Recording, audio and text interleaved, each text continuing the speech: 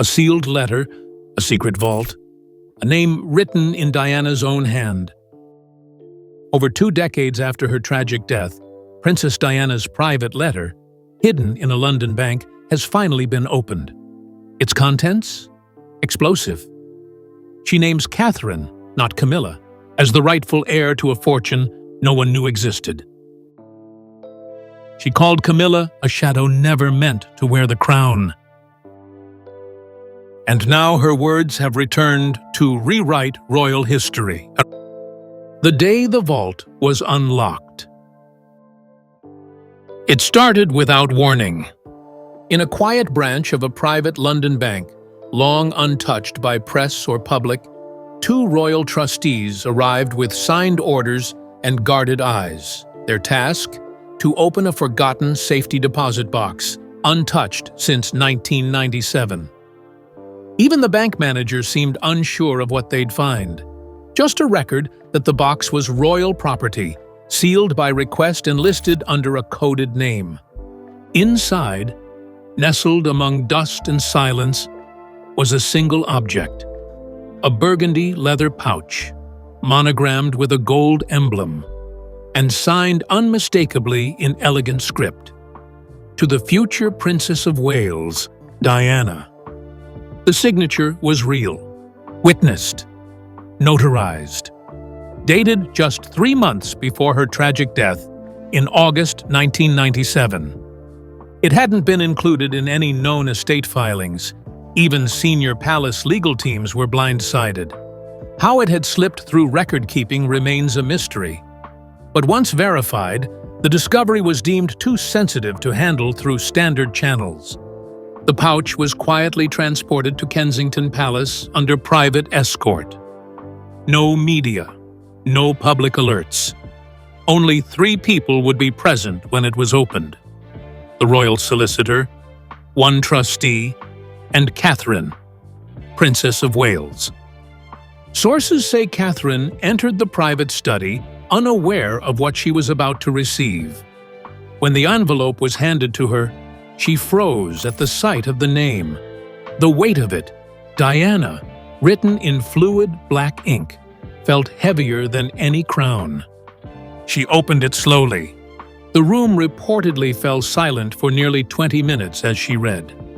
The Queen of Hearts had written her final words, not to her sons, not to her people, but to the woman she had never met, yet somehow knew. The letter wasn't just heartfelt, it was revolutionary. The discovery of Diana's letter wasn't just an emotional moment, it was the beginning of a long-buried truth. Because inside the envelope, beyond the ink and emotion, were detailed instructions tied to a hidden fortune. Diana had built something in secret. A fund, a trust, a legacy that never made the headlines. And now, it belonged to Catherine, not by inheritance, but by design. The palace was stunned. But what the letter revealed next would send royal blood cold. Diana's hidden wealth and secret instructions. For years, the world believed that Princess Diana's fortune, valued at £25 million, had been divided equally between her 2 sons, William and Harry, upon her death in 1997. But Diana had one final surprise. In her private letter, she revealed the existence of a separate offshore trust, established in 1996, just 1 year before her passing. It was created without public knowledge, housed under layers of anonymity through law firms based in the Channel Islands. It was never part of the public will. Diana called it the Silent Rose Fund. Its value today? Roughly £12.4 million, untouched for nearly 3 decades. The contents included investment dividends, rare jewelry pieces, not part of the royal collection, and assets specifically earmarked for a future woman she described, but never named. Diana's instructions were crystal clear. The fund was not to be used by any royal by title alone. Access would be granted only under one condition: when a woman, standing beside my son, carrying the values I held in silence, came forward. That woman, according to the letter, was to be Catherine. Diana described her without knowing her name. She will be calm in chaos. She will not seek applause. She will be strong in her stillness. Then came a devastating line, one that stunned everyone who read it. This is not for the crown. It is for the one who will protect my memory when others try to erase it. And Diana didn't stop there. She wrote explicitly that this fund must never pass to the woman who wears the crown born of scandal. Though she never wrote Camilla's name, the message was undeniable. This wasn't money for power. It was money for protection, of truth, of dignity, of the legacy Diana feared would be rewritten. The Silent Rose Fund was never meant to uphold royal image. It was built to defend it. The numbers were staggering, the instructions unshakable. But what truly haunted those who read the letter wasn't the money. It was Diana's prophecy. Her words, written in 1997, warned of betrayal, silence, and erasure. She had sensed that her memory would one day be in danger, and that someone, someday, would need her help. What came next in the letter wasn't about wealth. It was a message through time, a warning. And for Catherine, it would change everything she believed about her place in history. The letter's chilling prophecy. The tone of Diana's letter shifted in its final pages, from affectionate to prophetic. The handwriting remained steady, but the language grew darker, as if Diana knew she was writing not just a letter, but a message for the battlefield ahead. "They will try to erase what I stood for," she wrote. "They will recast the past in their image and call it survival. But truth does not fade. It waits." Then came the line that froze Catherine in her chair. "There will be a second queen, but she will not carry the people's love. She will carry power born from damage." Diana, writing nearly 30 years ago, seemed to predict the rise of Camilla. Not named, but unmistakably outlined as a shadow who was never meant to wear the crown. Her words were haunting, as though she had seen the future and feared for the woman who would have to walk through it. Then she described Catherine. "She will not share my blood, but she will share my spirit. They will question her quiet, underestimate her strength, and resent her grace. But she is the one. She will feel my presence, though we never meet." To Catherine, the words landed like lightning. She had long carried the weight of expectation, of comparison, of whispers that she could never match Diana. And yet here, decades before she even met William, Diana had already chosen her. The last sentence was underlined twice. "This fortune is for truth, not titles. Protect what I could not." There was no signature, only a small hand-drawn rose, Diana's symbol, delicate but defiant. Catherine clutched the letter to her chest. She didn't speak. One aide said, "It was like she had been handed a crown, but made of memory, not gold." In that moment, Catherine wasn't just the Princess of Wales. She was Diana's successor by soul, not ceremony. Camilla's outrage and the clash behind the curtain. It didn't take long. Within 24 hours of the letter's discovery, word reached Clarence House. Though palace officials had hoped to manage the situation privately, Camilla heard the news through her own channels. And when she did, everything changed. Witnesses described the Queen Consort's reaction as volcanic. She allegedly stormed into a restricted meeting and slammed her hand on the table, demanding answers. "A cruel fabrication," she called the letter. designed to destroy what I've built. But the palace's legal team had already verified the document. It was real. It was signed, witnessed, and notarized. And worse, for Camilla, it was legally airtight. She pressed for legal recourse, threatening to sue for defamation or forgery. But her own legal advisors warned against it. Contesting the letter would mean taking it public, putting Diana's words on every front page. And the public, still fiercely loyal to Diana's memory, wouldn't forgive a challenge to her voice from beyond the grave. Camilla then turned her anger toward William and Catherine, allegedly accusing them of leaking the letter to the press. A palace aide leaked that she referred to Catherine as the ghost bride, living off sympathy she didn't earn. King Charles, caught in the middle, tried to calm the storm. He met with Camilla privately, reportedly pleading with her to let the matter go, to avoid igniting another war with Diana's memory. But behind the scenes, the damage had already been done. The atmosphere inside the palace grew cold. Tension seeped through every corridor. Public smiles, private silence. Camilla, for the first time since her ascension, was on the defensive. And behind closed doors, the battle wasn't just about money. It was about who belonged and who never did. As Camilla raged, Catherine remained silent. But she wasn't alone in feeling the weight of Diana's letter. Prince William, the Queen of Hearts' eldest son, had always carried his mother's ghost quietly. Now, he held her words in ink. For him, the letter was both a gift and a wound. Confirmation that Diana had seen this moment coming, and heartbreak that she hadn't lived to protect them.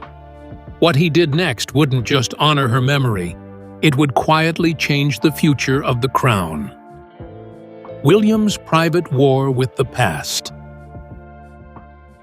For Prince William, the letter was everything he feared, and everything he needed. He'd grown up under the weight of Diana's legend, trying to honor her memory without reopening old wounds. But now, her voice had returned in the clearest way possible, not in rumor or memory, but in handwriting, and her message was unmissable. After reading the letter himself, William reportedly sat alone for over an hour. One palace aide described him as haunted but focused. He whispered only one thing that day. She trusted Catherine more than she ever trusted the crown. It wasn't a criticism of the monarchy. It was an acknowledgement of everything Diana endured. The coldness, the betrayal, the image management, the silence. And now, decades later, she had chosen a woman who embodied the things the palace had tried to strip from her: compassion, quiet strength, and emotional truth. Privately, William began making plans. Within 2 weeks, several of his patronages shifted their focus, quietly moving funds toward causes Diana once championed: mental health, AIDS research, homelessness, and women's shelters. He instructed his team to review the royal family's charitable structure and explore how the new trust, funded by Diana's hidden fortune, could operate independently of traditional palace influence. It wasn't rebellion, it was realignment. Behind the scenes, William also took steps to shield Catherine from escalating internal pressures. He canceled joint events with Camilla, cited scheduling conflicts, and refused requests to appear as a united family. To the public, it seemed like business as usual. But internally, William was drawing new lines. Loyal to his wife, loyal to his mother, and cautious of the institution that failed them both. A longtime friend said, "This letter wasn't just about Catherine. It was about freeing William. From silence, from loyalty, from pretending it didn't hurt." And for the first time since 1997, William stopped protecting the monarchy and started protecting his mother's voice. As William moved quietly behind the scenes, palace officials scrambled to contain the growing wildfire. The leak of Diana's letter, whether intentional or not, was spreading fast. And with public attention surging, the monarchy faced a brutal choice: suppress the truth and risk looking dishonest, or acknowledge Diana's voice and face what came next. Inside emergency meetings, voices clashed, opinions divided, and strategies collapsed. One thing was clear: Diana had spoken again, and this time, the world was listening. Palace panic and the battle over legacy. The letter was never meant to go public, but within 10 days of its rediscovery, it was everywhere. The royal household launched an immediate investigation. Who leaked it? Why now? Was it revenge? A distraction? Or fate? No one knew. But what they did know was this: public sympathy was no longer on their side.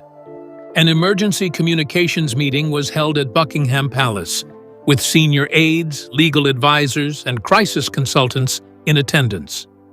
Their dilemma: confirm the letter's authenticity, or say nothing at all. Some pushed for denial. Others argued for acknowledgement through silent action, allowing Catherine to launch initiatives in Diana's name without ever addressing the letter directly. But one voice reportedly said what many feared: if we pretend this letter doesn't exist, we insult Diana, and the world will turn against us.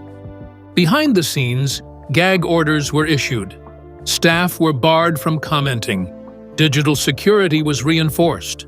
The royal archives were re-examined to see if any more of Diana's personal effects had been missed. Historians began digging through old diaries, private correspondences, and legal loopholes. What they found was even more troubling: references to other possible letters, voicemails, and even tapes Diana had recorded in the months before her death. Never released. Never aired. Suddenly, it wasn't just one letter they feared. It was a resurrection of Diana's voice.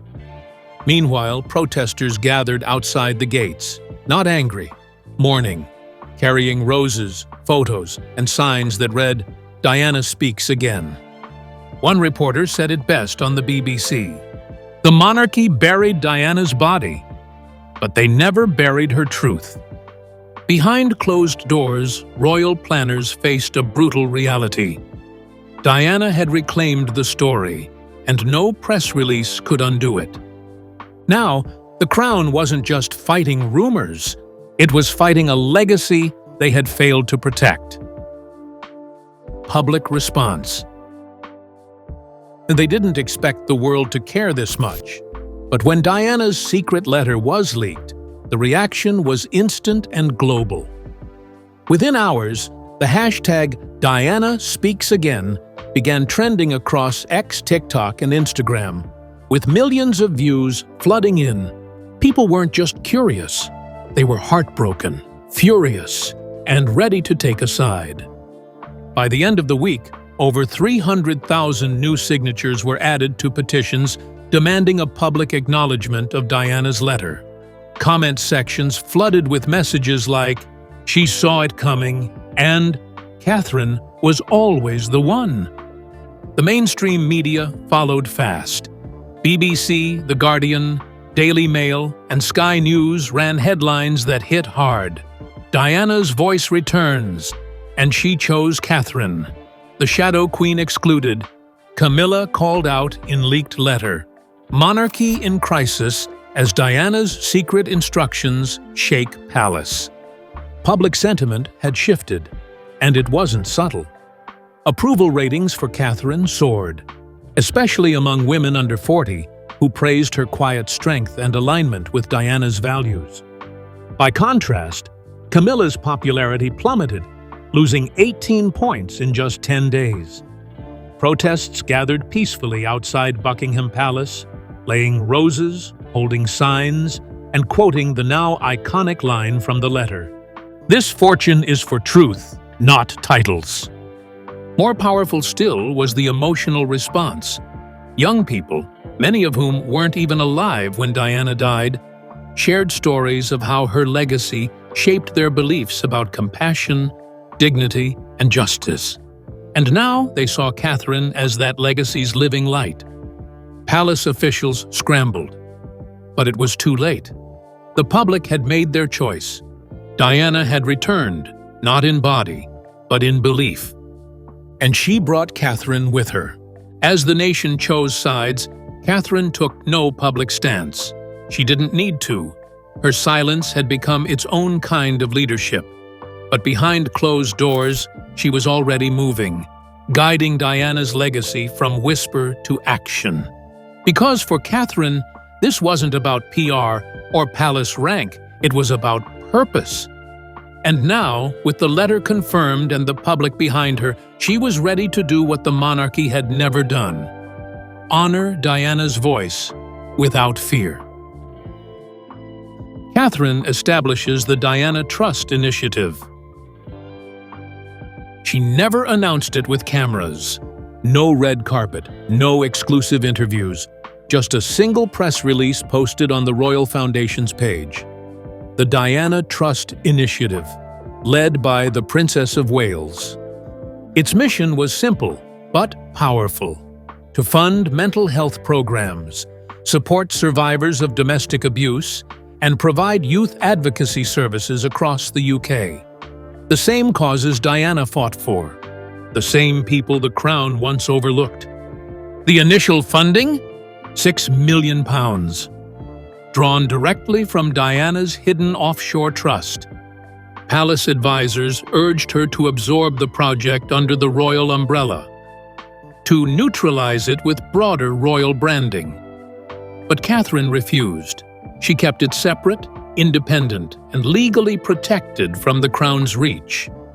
At the launch event, Catherine didn't speak about the letter. But she did say this: "We honor the ones we've lost by continuing what they began." The Trust's slogan spread fast: truth over tradition. Schools began applying for grants. Women's shelters reported record interest. Even former staff who once worked with Diana reached out to volunteer.